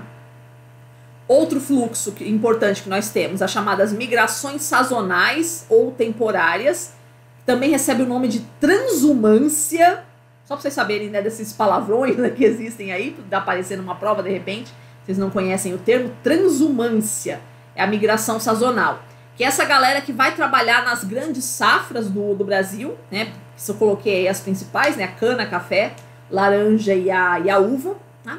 E também do serviço de turismo. Tem bastante aqui em Florianópolis, né? A galera que vem do interior para trabalhar em alguma coisa aqui no turismo, na temporada. Acabou a temporada, você volta pro interior, né? Então é esse tipo de migração, né? Você vai e fica algumas semanas ou meses, né? Para aquele trabalho e depois você volta para casa. As chamadas migrações limítrofes, que são esses movimentos que existem entre essas cidades que são geminadas no Brasil, né? Então você pega a Uruguaiana ali na fronteira com a Argentina, em Santana do Livramento. Não sei se vocês já tiveram a oportunidade de conhecer essas cidades, Foz do Iguaçu também, né? Essas cidades que, tipo, você atravessou a rua, você tá no outro país. É bem interessante essa experiência, né? Livramento eu fui acho que 2 ou 3 vezes. Não lembro agora.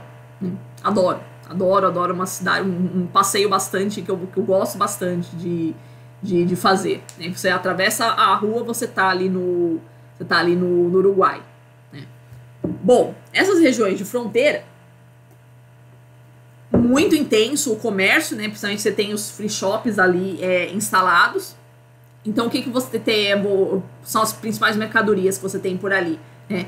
Eletrônicos, você compra muito, né? Quer dizer, free shop não tem imposto, né? Então, cara, a galera compra muito, assim. Roupa. Eu tenho uma prima que ela mora onde? Meu Deus do céu. Qual que era a cidade ali no Paraná? Eu sei que ela fica 2 horas de Foz do Iguaçu. Ai, não vou lembrar agora. Nossa, sexta-feira de noite, não vou lembrar o nome da cidade. Cascavel? Não, não é Cascavel. Onde é que ela mora? 2 horas? Fica 2 horas de Foz do Iguaçu, assim. Quer dizer, Cascavel é uma das cidades, mas não é. Como é que ela chama? É o Azul? Não. Ai, meu Deus, fugiu completamente. Você deixa. Não vou conseguir lembrar agora, gente, desculpa. Mas, tipo, ela fala, cara, ninguém compra roupa lá. Né? Quando você precisa comprar roupa, você pega o carro, vai pra Foz do Iguaçu, né? Fazer um tour, assim. Você compra por lá, né?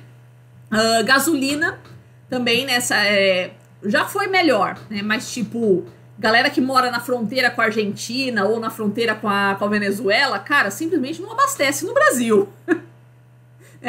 Vale muito mais a pena você abastecer na Argentina ou na Venezuela, que a gasolina vai ser muito mais barata. O Umuarama, lembrei a cidade, finalmente agora. Vai procurando as gavetinhas assim, vai surgindo. Cara, falou, cara, ninguém compra roupa em Umuarama, né? A gente vai sempre pra Foz do Iguaçu. Né? Armas e drogas também. Né? São essas cidades aí que vão ser as maiores fornecedoras.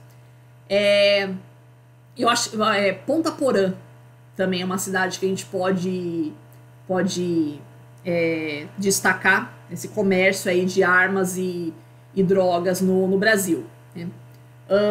Alguns anos atrás, eu estava conversando com um músico de estúdio do Almir Sater. Né? Ele terminou o show, né? Eles ficam lá conversando com a gente. Músico de estúdio não, músico de show. Sanfoneiro do Almir Sater na época. Não tá mais trabalhando com ele. Mas, cara, era um gorduchinho muito fofo, né? Que ele fazia muito sucesso ali com a gente no final do show, que ele era muito legal pra conversar. E ele contava pra gente essas histórias assim, cara, esse Pantanal que o Almir canta, isso não existe. Isso é uma visão completamente idealizada, cara. Vocês não têm noção. Ele era de Ponta Porã, né? Vocês não têm noção, né? Como é que é a vida em Ponta Porã, gente. É um inferno, cara. É muito traficante. É muito traficante. A parte boa é que não existe essa violência urbana, né? Essas regiões de fronteira, assim, a gente diz que elas são muito violentas e tal, mas essa violência urbana, né, de você ser assaltado, né, alguém para no meio da rua e fala, passa o celular, eles falam, cara, não é isso, não existe isso, né, porque os traficantes, eles dominam, mas tem que manter a paz, assim, na cidade. Eles dizem assim, né, o morto nessas cidades tem nome e sobrenome, né, você não morre no meio de um assalto, assim, é conflito entre os traficantes mesmo que fica marcado. Então, tipo, todo mundo sabe quem é o cara que vai morrer, quando, onde e por quê. Né? Esse tipo de violência por ali. Então, Ponta Porã é a cidade que, tipo, quase metade da droga do Brasil entra por lá. Essas cidades geminadas, nelas ocorre bastante esse comércio, esse clima de fronteira, assim, cara, eu adoro isso. É bem perigoso, assim, né? Mas eu adoro esse clima, assim, de viver perigosamente, assim. As migrações para a chamada fronteira agrícola, né? Que é essa subida, né, da galera em direção à Amazônia, né? Esses plantadores de soja que vão em direção à floresta amazônica, né? Aproveitando ali a região já desmatada. É um fluxo que ele é meio decadente, vamos dizer assim, no Brasil. Já foi maior esse fluxo desses plantadores de soja em direção à Amazônia. Por quê? Por conta dessa questão fundiária no Brasil mesmo. É difícil você encontrar terras livres no Brasil. Né? Quando você encontra alguma terra livre, rapidamente aparece um dono ali. A terra é rapidamente grilada, né? Vocês conhecem essa história, né, de terra grilada, né? Você falsificar os títulos de propriedade, dizer, isso daqui foi meu avô que comprou na década de 40, não, né? Porque a terra era terra estatal, né? Que você tem o título de propriedade falsificado. Tá? Mas ainda, né, ainda existe, né? Mas é um fluxo menor, né? Nessa direção aí em busca de terras, né? As chamadas migração urbano-urbano, que é quando você sai da cidade grande, você não aguenta mais o trânsito, a violência, a poluição, parará, né? Só que você ainda gosta da escola particular, do hospital bom, do shopping, né? Você não gosta mais dos malefícios da cidade, mas você ainda quer os benefícios da vida na cidade. Então o que você faz? Você se muda para uma cidade menor, tá? E aí você vai ter uma vida, né, que a gente diz, né, uma qualidadezinha de vida melhorzinha, né, que você não encontra nas grandes cidades, tá? Não raro, né, a galera vai para essas cidades um pouco mais interior, assim, mas continua trabalhando na capital. Cara, isso acontece muito em São Paulo, né? Principalmente a galera que vai morar para Sorocaba, Campinas, ou tá essas cidades do entorno. Eu lembro que uma vez eu fui dar uma palestra lá em Sorocaba e aí ela ia acabar muito tarde. Aí eu falei, cara, eu vou chegar em São Paulo, né? Se eu voltar nessa noite, vou chegar em São Paulo, vai ter fechado o metrô já pelo horário, então não vou conseguir voltar. Tem como eu pernoitar aí na cidade? Tem, beleza. Aí fui, né, terminei a palestra, fui lá beber com a galera, né, já que eu não ia voltar pra São Paulo mesmo, né, de boa e tal. Depois fui, cara cheia, né, fui lá pro hotel. Beleza. Peguei o ônibus, depois lá na rodoviária pra voltar pra São Paulo, no dia seguinte, 9 horas da manhã. Legal, Sorocaba, né, ônibus pra São Paulo. 9 horas da manhã, 9h10 pra ser mais preciso. Meu horário do ônibus era 9h10. Cara, 10h20 eu tava no terminal da Barra Funda. Deu 1h10, eu saí de Sorocaba e eu vim pra São Paulo. Falei, cara, eu vou morar em Sorocaba. Porque qual é o trajeto que você faz dentro de São Paulo em 1h10? Você não faz, cara. 1h10 em São Paulo, você anda no máximo 10 quilômetros assim, cara. É muito, tipo, é uma cidade muito parada, um trânsito muito horroroso. Eu falei, cara, vale a pena. Vale a pena você morar em Sorocaba e vir trabalhar em São Paulo, porque você pega menos trânsito do que se você morasse, por exemplo, na zona leste ou na zona sul e trabalhar no centro. Você não faz nenhum trajeto, né, dentro de São Paulo em 1 hora, 1h30. Você leva sempre muito mais do que isso. Então, cara, é muita gente, né, que faz essa escolha. Né? Vai morar no interior, mas continua trabalhando na capital, porque vale mais a pena, né, você enfrentar 1 hora, 1h30 de rodovia, né, do que você ficar 2, 3, 4 horas parado dentro do trânsito, como a gente vive bastante no cotidiano paulistano. Então essa galera que quer escapar desses males da cidade faz essa... ou mora direto, né, na cidade, porque tem emprego também, né? Ou então você continua trabalhando na cidade, mas morando no interior. A migração de retorno, popularmente conhecida como de volta para a minha terra, né? Que é quando você veio de migrante, a vida não deu certo para você, e aí você decide retornar, tá? Normalmente essa galera pode levar também uma primeira geração de filhos, né? Uma galera que nasceu, né, no local da migração, e você volta para o pessoal ali, para sua família, porque tipo, vai continuar desempregado? Vai, né? Mas pelo menos, né, tá com a sua família ali, é muito mais aconchegante, né, essa situação de sofrimento, em vez de você ficar aqui na cidade grande sozinho, né, sofrendo sozinho, tá? Um outro movimento bem interessante que a gente tem no Brasil são os neo-rurais. Quem são os neo-rurais?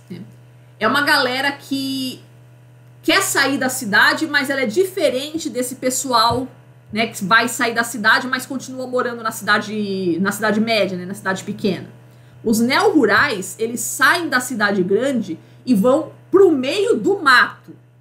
É aquele hippie que não quer mais saber da vida na cidade e ele vai pro meio do mato fazer agricultura orgânica mesmo. Né? Então isso é o que a gente poderia chamar de êxodo urbano. É a galera que sai da cidade e vai para a vida no campo. Cara, eu tive um amigo na graduação que ele fez isso, cara. O cara tá rico hoje. Saiu e falou, não quero saber, cara hippie. Pensa num hippie assim mesmo, cara. Eu não quero mais saber de vida na cidade. Foi ali pra interior de São Paulo, ali por perto. E começou a plantar agricultura orgânica. Hoje ele não só tem o sítio dele, como ele é consultor de agricultura orgânica. Né? Ele iniciou realmente um verdadeiro movimento ali dos agricultores ali do entorno para partir para agricultura orgânica. Então ele dá consultoria, né? Como é que você fertiliza o solo, como é que você espanta praga, né? Esse tipo de coisa. Aí dentro da agricultura orgânica. Tá? Essa população que faz isso, né, é uma população de alto grau de instrução. É uma galera que tem, no mínimo, uma graduação. Tá? Por quê? Porque fazer agricultura orgânica, né, demanda muito conhecimento. Né? A agricultura convencional, cara, você tem ali você sabe, aplica um veneno e tal, e beleza, e tá tudo certo.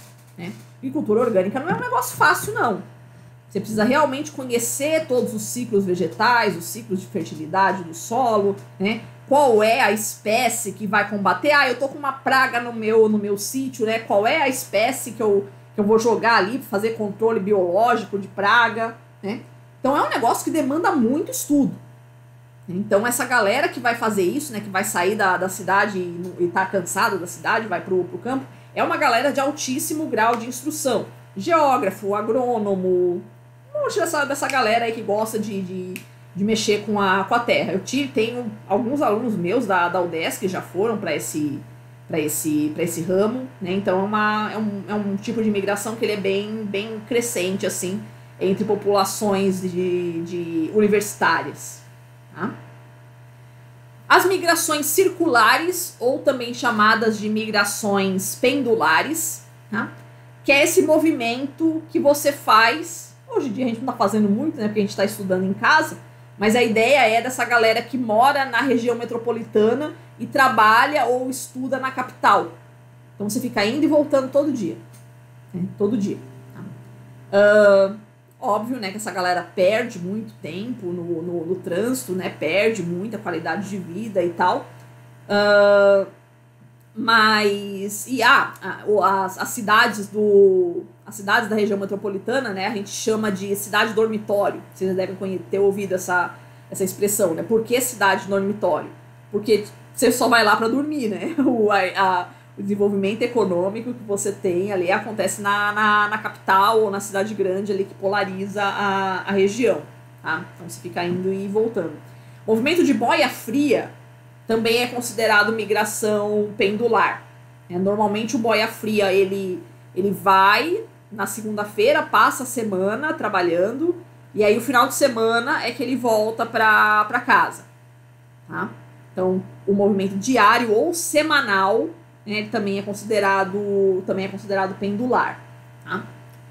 A remoção de população, que é quando você tem alguma obra de infraestrutura, tipo uma barragem, né, um prédio, uma rodovia que vai passar, né, que você tem que tirar aquela população dali e jogá-la para outra área. Em Santa Catarina a gente tem um exemplo interessante que é a barragem de Itá.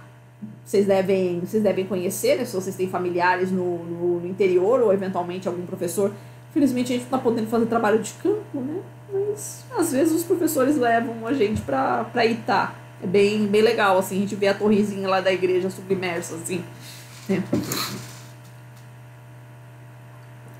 E temos também algum nomadismo no Brasil. O que é o nomadismo? É você não ter uma residência fixa.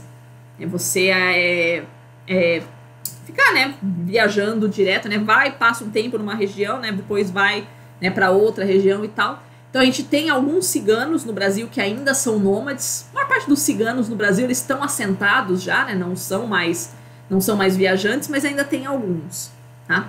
e indígenas, né? Ainda temos nações indígenas no Brasil que praticam o nomadismo. Tá? Como sugestão para vocês, pessoal, o nosso trabalho de campo, se a gente estivesse no ensino presencial, a gente faria um trabalho de campo para Blumenau, tá? Estudar a migração por lá. Tá? Então, como atividade substitutiva do nosso trabalho de campo, eu posso sugerir para vocês que assistam esses 2 documentários que eu coloquei aí de sugestão. Tá?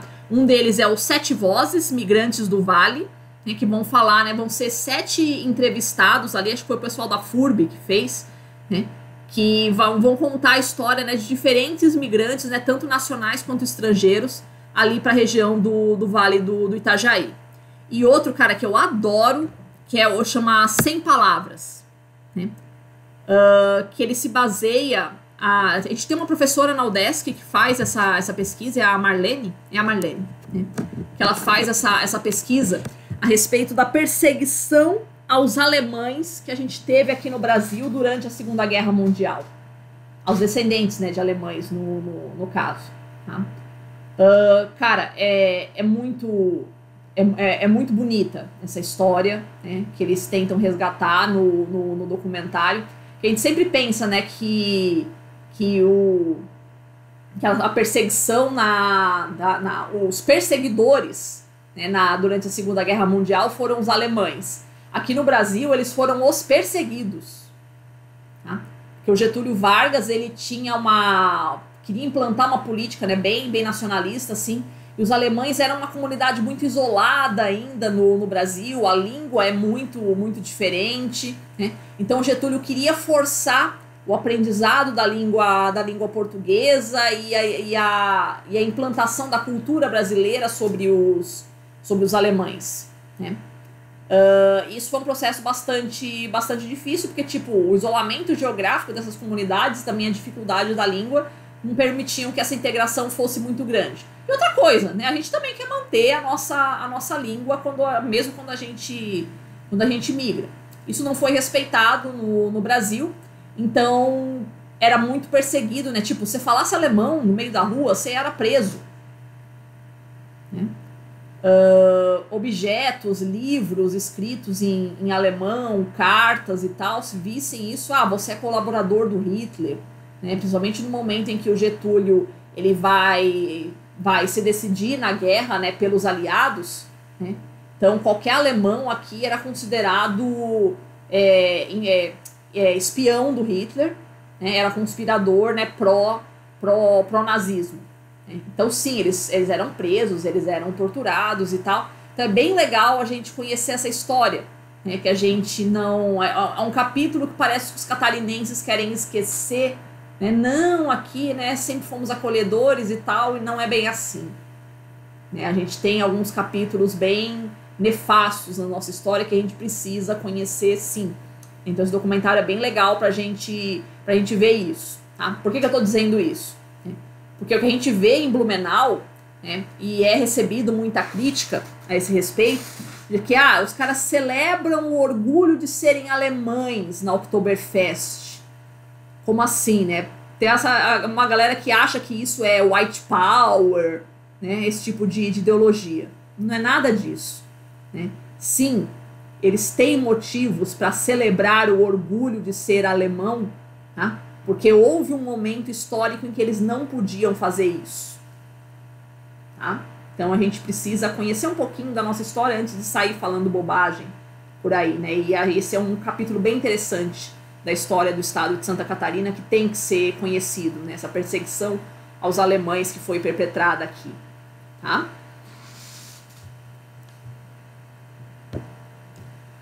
Tranquilo, crianças? Era esse o assunto que a gente tinha para tratar hoje, né?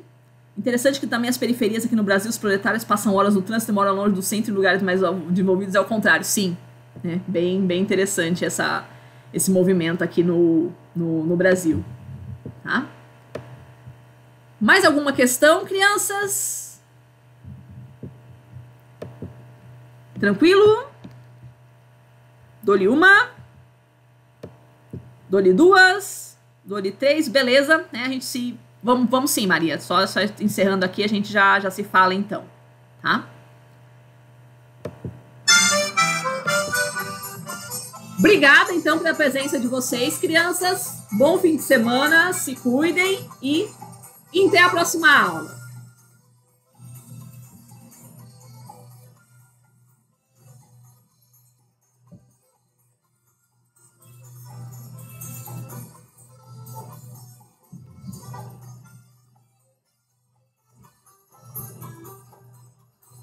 Quando